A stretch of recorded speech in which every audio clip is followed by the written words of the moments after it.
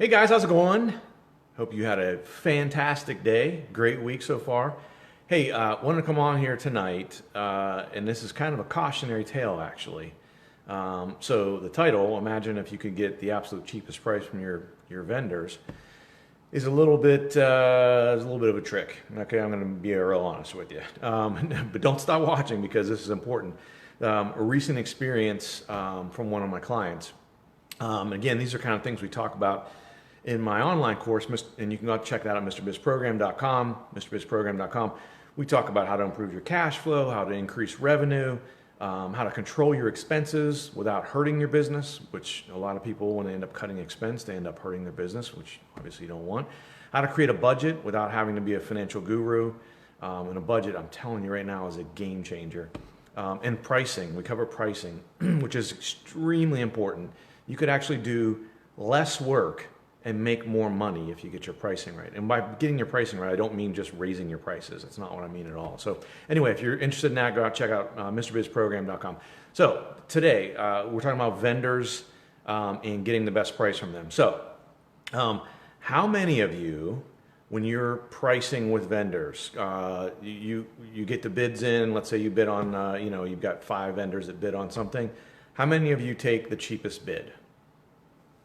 Raise your hand. Anybody? Let me see. Okay, looks like about half of you, maybe 2/3 of you. So it's a trick question, of course. Hey, Troy. A little bit of a trick question because, of course, you would want to have the cheapest price, of course, right? But here's a cautionary tale that happened with, again, one of my clients. So that's what they did. They put a bid out.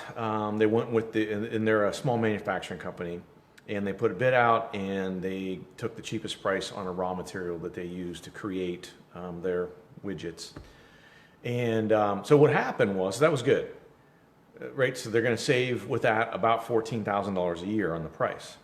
Sounds great, right? Almost a little over $1,000 a month. Good stuff, right? They don't do a ton of business, but still, $14,000 is significant, right? I'll take $1,000 a month for free. But here's what happened. The quality of the raw material that they received was, as you would guess, lower, which increased their production time. And so that was a problem, right? So now you've got increased production time. You've got ticked off employees because it's taking them longer to, work with that new raw material. And as a result, it's getting lower morale because they're getting upset. Everyone's on edge. They got, guys in the back kind of griping at each other and all that kind of stuff. And even with taking longer and increasing the production time, the quality was still bad. And so when they would go through their QC process before the items would leave the back of the warehouse, right before they would leave, they end up throwing away a lot of things. So they had a lot more waste. And again, what happened was the owner wasn't really thinking it through all the way, and the owner was getting on the employees. Hey, you guys got to step it up. I don't know, you're slacking all of a sudden. We've got all these quality issues. Not even thinking that it was an issue with the new raw material they're using.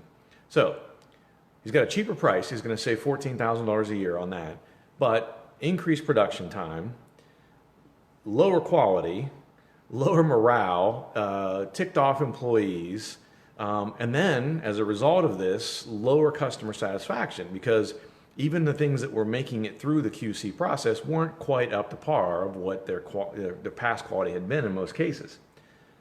Disaster, right? Bad situation. So don't always take the cheapest. No, so I should say, so the net result of all this is that, it's up there, DJ Jazzy Jeff. The net result of all this is they save the $14,000 on the material. Great, right? We talked about that already. But the increased production and the lower quality, so increased waste in this case, that was going to cost them about, get this, $24,000 a year.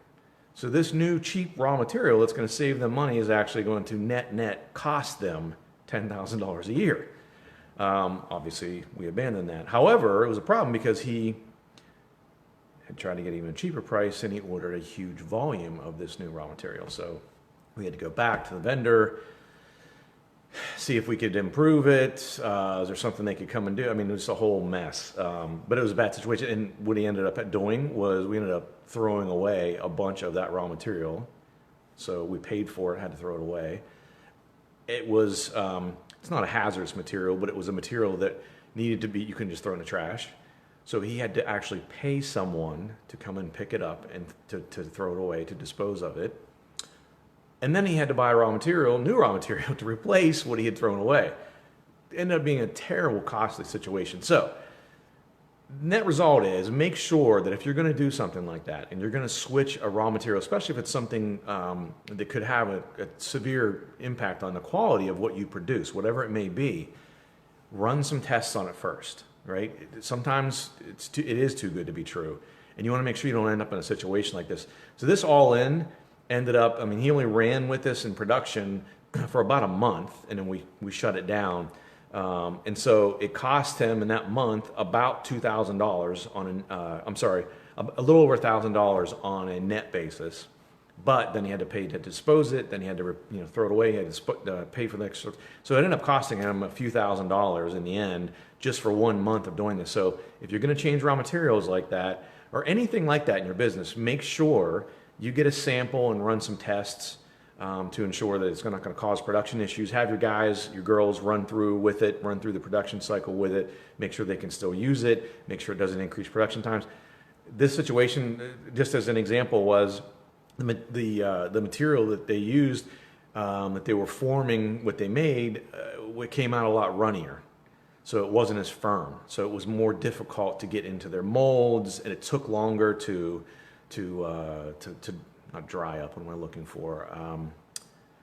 Gosh, the word escaped me. You know what I mean? To harden up to be a final product. So just bad situation. So again, cautionary tale. Make sure you check those things out. Make sure you test them before you take the plunge and order a whole crap ton of that stuff. Not good.